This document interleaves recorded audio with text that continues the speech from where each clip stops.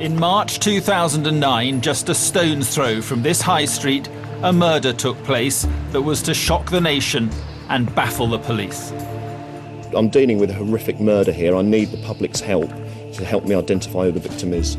This was possibly the first case when I had really sat back and thought, this is disgusting. It's actually almost impossible to listen to. What followed was an investigation across 2 counties with more than 100 police officers involved. I've never come across an investigation as unique or as gruesome, really, as this. And as the investigation progressed, a team of scientists would make some startling discoveries about the nature of the crime. Fibres have actually got onto the tapes at the time he's wrapped the items. And what he's actually done is he's sealed the evidence in himself. Every murder is in some way horrific or traumatic. This one had a very different element to it. It's the calculating coldness of it, but it's the skill as well that is really quite chilling.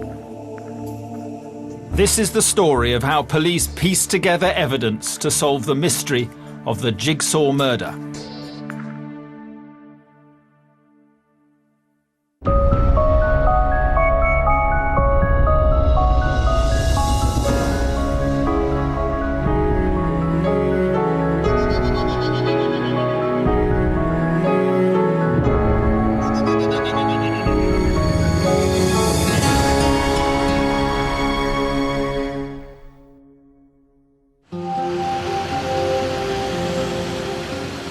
Southgate, a suburban residential area on the outskirts of North London. It was here that Geoffrey Howe, a 49-year-old kitchen salesman, lived. Just behind these gates is the 2-bedroom flat Geoffrey shared with a couple of tenants. His family described him as a jovial, charming character who had a heart of gold, but it was perhaps his good nature that would eventually lead to his demise. In early March 2009, he vanished from here without a trace. Geoffrey Howe was reported missing on the 16th of March by a friend. But it wasn't until a week later that a gruesome discovery 30 miles away set in motion one of the most grisly police investigations the nation has ever seen.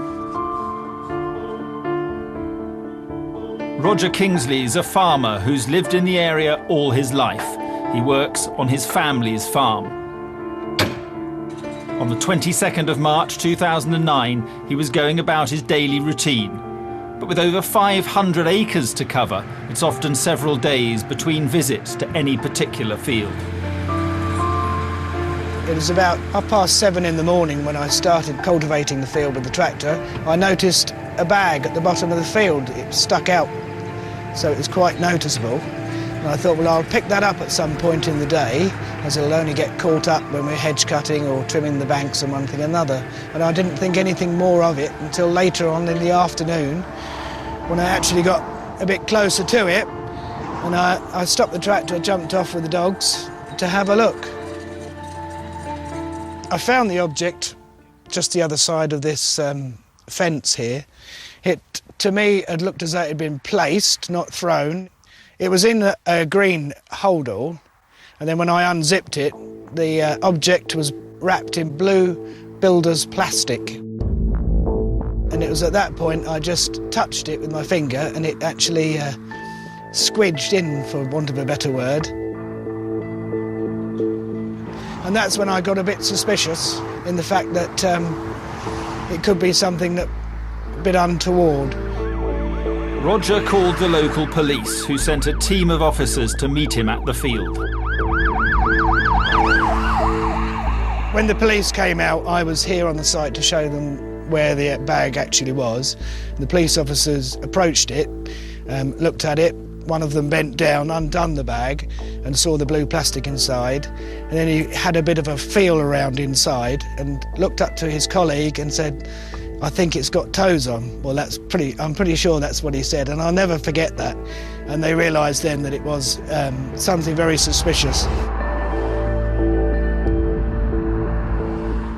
Once they realised what was in the bag, they shut the road off, shut the village off, more or less, for that night and the next morning. Roger had found what turned out to be a human left leg, just close to a lay-by on the A507. But there was nothing else suspicious at the scene.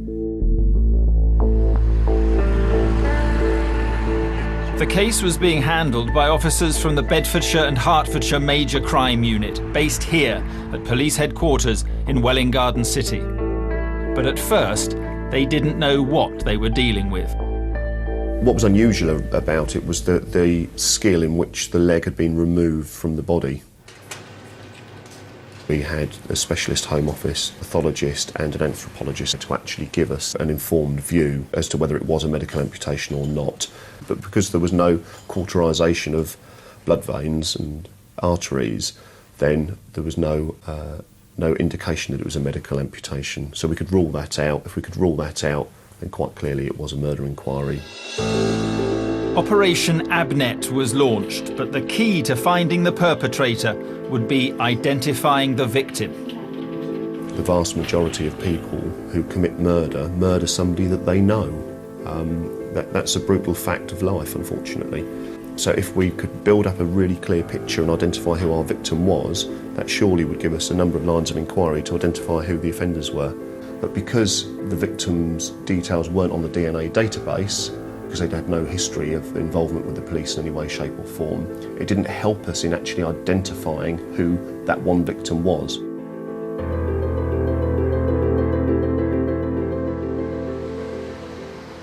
The police were making slow progress, but over the next few weeks, members of the public would make further discoveries that helped unravel the mystery, which was baffling both the investigating team and forensic experts, especially when a human head was discovered. It is a head with a face that has been removed. There are no eyes, there is no nose, there is no mouth, there is no tongue, there are no ears. It is an anatomical dissection, a fresh anatomical dissection.